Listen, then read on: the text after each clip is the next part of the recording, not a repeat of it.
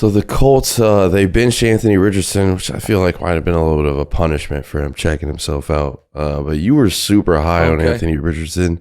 It seems like he's too rough to be a competent quarterback in the moment. Quarterbacks are getting benched very fast. So it's time to dust the cobwebs off and let's do the Nick Makes It Right segment. Fix the NFL's problem with quarterback development. Do you think these guys need to play better? What's the situation there? So the biggest problem with quarterback development right now is you're not trying to develop these guys. So Anthony Richardson completed 52% of his passes in college. He only started 10 games. He was considered the rawest prospect ever to go in the first round. And you took him number 4 overall because you were like, man, in a couple years, this guy might be able to be a superhero. To give up on that player after 10 games is an abomination. Here's the thing. The Niners took Trey Lance, who played a dozen college games at the FCS level, knowing he was a raw project. They gave up on him even quicker. However, he suffered a season-ending injury, and they had a kid his age. I got to take this jacket off. It's too hot. They had a kid his age who they thought could be good, if not great. So it was like, hey, we can still be developing a young player. To give up on the 4th pick of the draft, less than a dozen starts into his career, for a 39-year-old Joe Flacco is one of the most inexplicable, unforgivable franchise decisions. What do you think you're doing with Joe Flacco? The same shit you tried to do last year with Gardner Minshew? Find a way to get to 8-9 wins, be the 7th seed, and get absolutely blasted in round 1 of the playoffs? Last year, they didn't even quite get to round 1 of the playoffs. Like, you have no...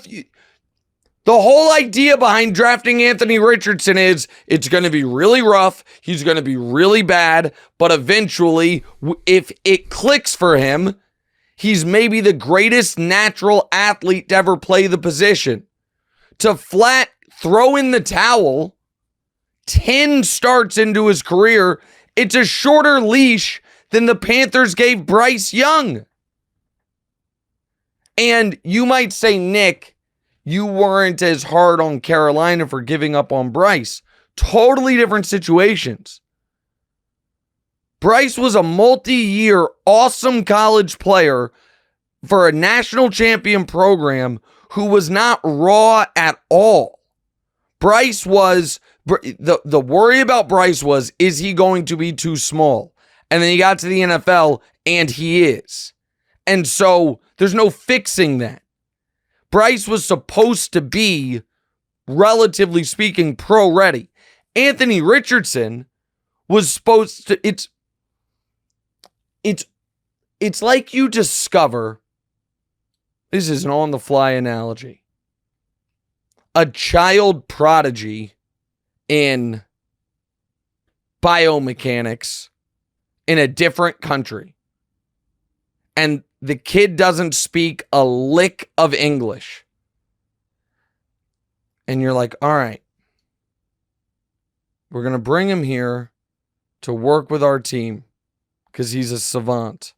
However, it's going to be very frustrating and very trying because it's going to be at least 2, maybe 3 years till he can communicate with our people. But once he gets the language down, if he gets the language down, he is going to be so additive and take us to the next level. And then 6 months in, his manager's like, I can't work with this. The kid can't speak English. give me the average guy who knows how to put the widgets in the wall. And they're like, okay, fine. What are you doing? What's the plan? So the Anthony Richardson thing, and again, I want to make this clear. I am not saying I am convinced Anthony Richardson would ever be good. What I am saying is, 18 months ago, you made a choice to spend the 4th pick of the draft on a guy who had 10 college starts, who everyone said was going to be one of the rawest prospects ever and completed 52% of his passes in college. To then give up on him because he's completing 51% of his passes in the NFL after 10 starts is bananas. And I'm going to give you another example. The Buffalo Bills took Josh Allen, a 2-star out of Wyoming, whose best collegiate accolade was like honorable mention Mountain West, who was inaccurate in college, and said, all right, it's going to be ugly early, but he's 6'5", 240, has a cannon if we can harness it. Josh Allen's first dozens games of his career, trying to pull it up right now. Well, I'll just give you his full rookie season. Yeah. He had a 68 passer rating and completed 52% of his passes. He had some of these, he was 8 of 19. He was 13 of 26. He was 6 of 15. He had passer ratings his rookie season of 36, 42, 44, 52, 56, 63, 71, 71. He had 3 games he threw for under 100 yards. They stuck with him because they're like, well, this was the plan. And then in year 2, Josh Allen only completed, where's the completion? 58% of his passes, but it trended in the right direction. He got a little bit better. And then year 3 was in the AFC Championship game.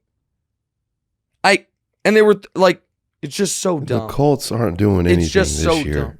So why not just let him get the reps in and develop? That's my point. Yeah. And the guy sitting behind him, it's not like they had a version of Sam Darnold sitting behind him where it's like, oh, a guy who was once thought of as a blue chipper, who's in his late 20s, who we have now fallen in love with, and if he's really good, we're going to have him for the next 10 years. It's Joe Flacco. He's on his way out. He's almost 40.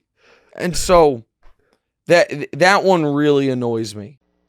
Hey, thanks for watching. Hit the subscribe button to get more from the show, and make sure to click the bell to get notified every time new content drops.